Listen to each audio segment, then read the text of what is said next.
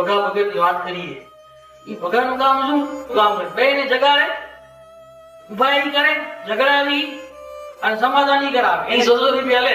પણ જો વાત શું હે, આખા ગામના બધા ભેગા થઈ ગયા અને આખા ગામના લોકો એને કીધું કે ભગા તું સ્વામિનારાયણ ભગત ખરો, પણ તારે ધંધા એવા હે ને એ લાગતું નથી કે સ્વામિનારાયણ તને તેડવા આવે.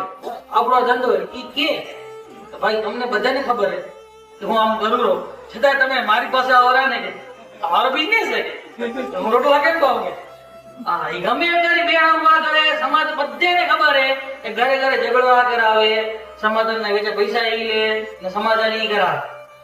ભગત કે હું તમને કહું રહું, તમને એવું લાગે કે હું કરાવું રહું ઝઘડો ને સમાધાન હું કરાવું, તો તમે મારી પાસે ના આવો, છતાં તમે મારી પાસે કેમ આવરા ને?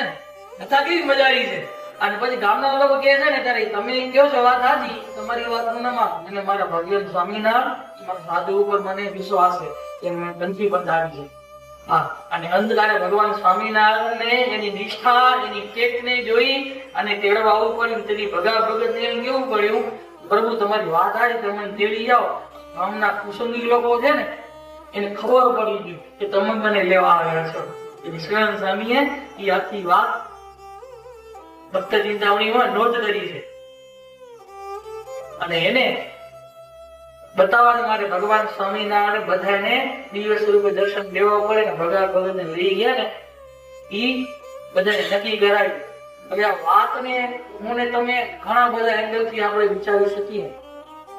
તો હવે બધા લોકો એમ કહેતા હતા કે આનો અવગુણ લેવો આ ધામમાં ન બોલે એને લખાણ એવો ભગવાન સ્વામિનારાયણ